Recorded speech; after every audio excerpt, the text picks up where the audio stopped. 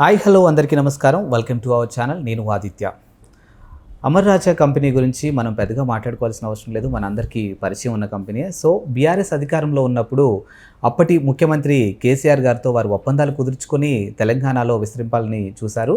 కానీ ప్రస్తుతం ఇక్కడ గవర్నమెంట్ మారింది. సో రేవంత్ రెడ్డి రావడం జరిగింది. సో మరి ఇప్పుడు అప్పటి ఒప్పందాలని ఇప్పుడు రేవంత్ రెడ్డి ఆమోదిస్తారా లేదు అని తిరస్కరిస్తారా అంశం ఇప్పుడు మనకి ఇక్కడ స్పష్టంగా కనిపిస్తుంది. సో మరి ఈ విషయాన్ని ఏ విధంగా చూడాలనే అంశం మీద మనతో మాట్లాడడానికి ప్రస్తుతానికి స్టూడియోలో ఉన్నారు ప్రముఖ సీనియర్ జర్నలిస్ట్ సిఎస్ రావు గారు. సో సార్ అడిగి మరిన్ని విషయాలు తెలుసుకుందాం. సార్ నమస్కారం. సార్ నమస్తే. సార్, అమర్ రాజా కంపెనీ వాళ్ళ గురించి పెద్దగా మనం తెలిసిన కంపెనీ. సో బీఆర్ఎస్ అధికారంలో ఉన్నప్పుడు కేసీఆర్ గారితో వారు ఒప్పందాలు కుదుర్చుకొని ఇక్కడికి రావాలని అనుకున్నారు. కానీ ప్రస్తుతానికి ఇక్కడ రేవంత్ రెడ్డి అధికారం నడుస్తుంది. సో మరి ఇప్పుడు అప్పటి ఒప్పందాలను వీళ్ళు ఆమోదిస్తారా, అలాగని ఇప్పుడు ఆ కంపెనీని ఇక్కడికి వీళ్ళు యాక్సెప్ట్ చేస్తారా అంటే అవును అని సమాధానం అనిపిస్తుంది, కాదు అని సమాధానం అనిపిస్తుంది. లిటరలీ చెప్పాలంటే కేటీఆర్కి రేవంత్ రెడ్డికి మధ్య ఒక చిన్న వార్ నడుస్తుందని కూడా బయట వాదన వినిపిస్తుంది. సో మరి దీన్ని ఏ కోణంలో చూడొచ్చు సార్ మనం? ఇప్పుడు రాజకీయపరమైనటువంటి వైరుధ్యాలకి పరిపాలనాపరమైనటువంటి అంశాలకి ముడిపెట్టకూడదు ఎప్పుడు కూడా. ఇప్పుడు ప్రభుత్వంలో కాంగ్రెస్ పార్టీ ప్రస్తుతం ఉంది, రేపు ఉండకపోవచ్చు. అంతకుముందు బీఆర్ఎస్ పార్టీ ఉంది, ఇప్పుడు లేదు. సో కాబట్టి అక్కడ ప్రభుత్వాన్ని చూడాలి మనం. ఇప్పుడు అమర్ రాజా కంపెనీ తోటి ఒప్పందాలు కుదుర్చుకుంది ఎవరు? ప్రభుత్వం. ఆ రోజున బీఆర్ఎస్ పార్టీ అధికారంలో ఉంది, కానీ ప్రభుత్వం కుదుర్చుకుంది. తెలంగాణ ప్రభుత్వం అమర్ రాజా కంపెనీ తోటి ఒప్పందాలు కుదుర్చుకుంది. ఆ ప్రభుత్వంలో ముఖ్యమంత్రులు మారచ్చు. ఇప్పుడు ఇవాళ రేవంత్ రెడ్డి ఉన్నాడు, కానీ ఆ రోజున ముఖ్యమంత్రిగా కేసీఆర్ ఉన్నప్పటికీ కూడా ప్రభుత్వం కుదుర్చుకున్నటువంటి ఒప్పందాలుగా మనం చూడాలి. ఆ ఒప్పందాలను అమలు చేయాల్సిన బాధ్యత ఇప్పుడున్నటువంటి ప్రభుత్వం మీద ఉంది. అలా కంటిన్యూ అయితే తప్ప ఇప్పుడు కేసీఆర్ కుదుర్చుకున్నటువంటి ఒప్పందాలని నేను ఎందుకు అమలు చేయాలి అని చెప్పి రేవంత్ రెడ్డి అనుకుంటే, లేదా రేవంత్ రెడ్డి కుదుర్చుకున్నటువంటి ఇప్పుడు ఒప్పందాలని రాబోయేటువంటి ప్రభుత్వం ఒకవేళ మారితే ఆ ప్రభుత్వం ఎందుకు మేము కంటిన్యూ చేయాలనుకుంటే కనుక అభివృద్ధి ఆగిపోతుంది. అదే జరిగింది ఆంధ్రప్రదేశ్లో. చంద్రబాబు నాయుడు ఏ కంపెనీలతో అయితే ఒప్పందాలు కుదుర్చుకున్నారో విశాఖ కేంద్రంగా చేసుకొని ఆ కంపెనీలన్నింటినీ కూడా రాకుండా చేశాడు జగన్మోహన్ రెడ్డి. దాని ఫలితం ఆంధ్రప్రదేశ్ వెనకబడిపోయింది, అభివృద్ధి కుంటుపడింది, జీడిపి తగ్గిపోయింది, అభివృద్ధి కుంటుపడింది. కాబట్టి ఇక్కడ ప్రభుత్వంతో కుదుర్చుకున్నటువంటి ఒప్పందాల మాదిరిగానే వీటిని చూడాలి. రాజకీయపరమైన వైరుధ్యాలు ఉండొచ్చు రాజకీయ పార్టీలకి, కానీ వాటిని ప్రభుత్వం తీసుకున్నట్టు నిర్ణయాల మీద వాటిని కనుక ఇంప్లిమెంట్ చేస్తే సమాజానికి నష్టం. ఇప్పుడు అమర్ రాజా కంపెనీ, అమర్ రాజా గల్లా జయదేవన్ తెలుగుదేశం పార్టీ మాజీ ఎంపీ. అమర్ రాజా కంపెనీ ఎందుకు వచ్చింది తెలంగాణకి? ఆ రోజు ఉన్నటువంటి పరిస్థితుల్లో అక్కడ జగన్మోహన్ రెడ్డి ప్రభుత్వం ఉంది. జగన్మోహన్ రెడ్డి ఏం చేశాడు? ఒక సామాజిక వర్గానికి సంబంధించినటువంటి ఆర్థిక మూలాల్ని బలహీనపరచాలని చెప్పేసి భావించాడు. తన అధికారాన్ని ఉపయోగించుకొని ఏం చేశాడు? ఎవరెవరైతే ఆ సామాజిక వర్గానికి సంబంధించి, చంద్రబాబు నాయుడు సామాజిక వర్గానికి సంబంధించి పారిశ్రామికవేత్తలు ఉన్నారో వాళ్ళందరినీ బలహీనపరిచి రాష్ట్రం నుంచి పంపించేయాలి అని చెప్పి భావించాడు. దాంట్లో భాగంగా ఆంధ్రప్రదేశ్ పొల్యూషన్ కంట్రోల్ బోర్డుతో ఒక నోటీసులు ఇప్పించారు, రకరకాల వేధింపులకు గురి చేశారు.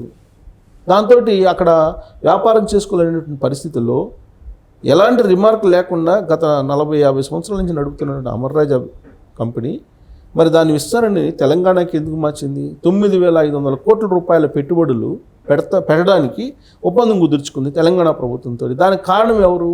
జగన్మోహన్ రెడ్డే కదా. లేదంటే అక్కడే విస్తరింపజేస్తారు కదా. ఆ 9,500 కోట్ల రూపాయల పెట్టుబడులు అక్కడ పెడితే ఉపాధి అయితే వస్తుంది కదా, చాలామందికి ఉద్యోగాలు వస్తాయి కదా. అక్కడ జగన్మోహన్ రెడ్డి ఇబ్బందులు పెట్టిన కారణంగా తెలంగాణకి వచ్చారు.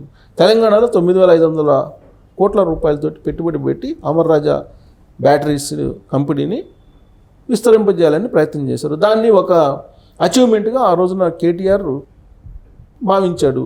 దాన్ని ప్రజల్లోకి తీసుకెళ్లారు, ప్రజల్లో ప్రచారం చేసుకున్నారు. తెలంగాణలో పారిశ్రామికవేత్తలు రావడానికి అనువైనటువంటి పరిస్థితులు ఉన్నాయి, ఆంధ్రప్రదేశ్లో లేవు కాబట్టి అక్కడి నుంచి ఇక్కడికి వస్తున్నాయి అని చెప్పి.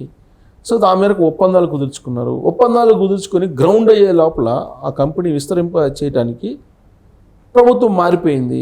మరి ఆ రోజు కుదుర్చుకున్న ఒప్పందాలను యాజిటీస్గా నువ్వు అమలు చేయాలి కదా. అమలు చేయకపోతే ఏం జరుగుతుంది? డెఫినెట్గా ఈ కంపెనీ ఇంకో చోటుకు పోతుంది. సింపుల్, అంతే కదా.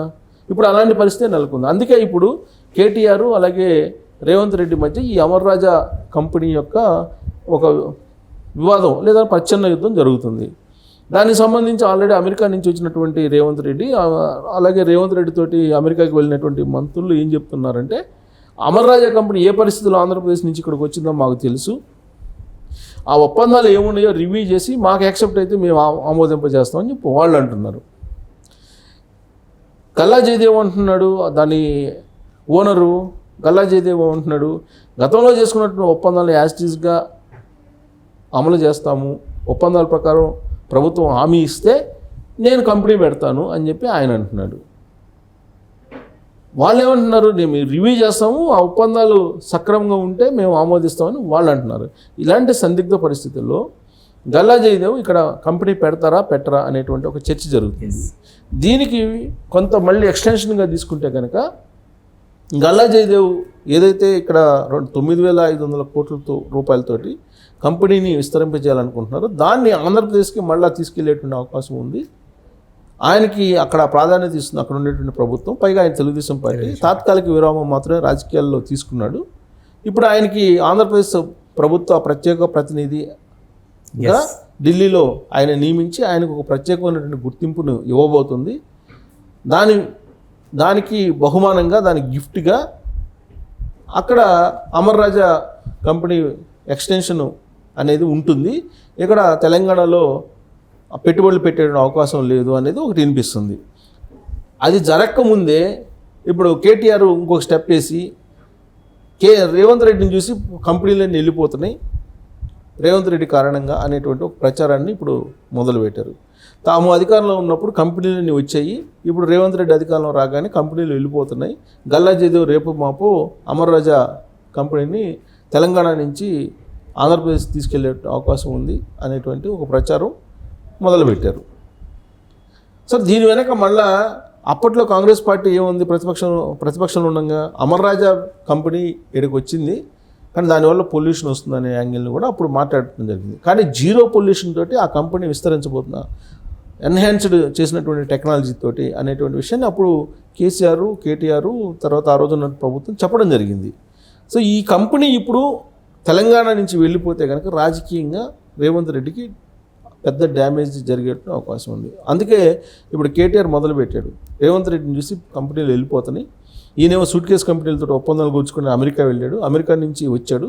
ఈయన బ్రదర్కి సంబంధించినటువంటి కొన్ని సూట్ కేసు కంపెనీలతో ఒప్పందాలు చేసుకుని వచ్చాడు. ఆయన చేసుకున్నటువంటి ఒప్పందాలు అనేవి బోగస్ అనేది ప్రచారం చేస్తున్నాడు. ఇది కనుక ఇప్పుడు అమర్ రాజా ఫ్యాక్టరీ కనుక మళ్ళీ తిరిగి ఆంధ్రప్రదేశ్కి వెళ్తే ఖచ్చితంగా రాజకీయపరమైన నష్టం కాంగ్రెస్ పార్టీకి జరిగేటువంటి అవకాశం ఉంది. దాన్ని అడ్వాంటేజ్గా బీఆర్ఎస్ పార్టీ తీసుకునేటువంటి అవకాశం ఉంది. ఇప్పుడున్నటువంటి పరిస్థితుల్లో ఏదో ఒక రకంగా తెలంగాణ నుంచి ఆంధ్రప్రదేశ్కి వెళ్ళడానికి గల్లా జయదేవ్ కూడా సిద్ధమవుతున్నట్టు తెలుస్తుంది. కారణం ఏంటంటే ఆయనకి అక్కడ ప్రాధాన్యత ఇస్తున్నారు అనేటువంటి కోణంలో. సో మొత్తం మీద గురు శిష్యుల మధ్య అమర్ రాజా కంపెనీ మరి గ్యాప్ ఏమైనా పెంచుతుందా అనేది ఒక ట్విస్ట్ ఇక్కడ. Thank you sir.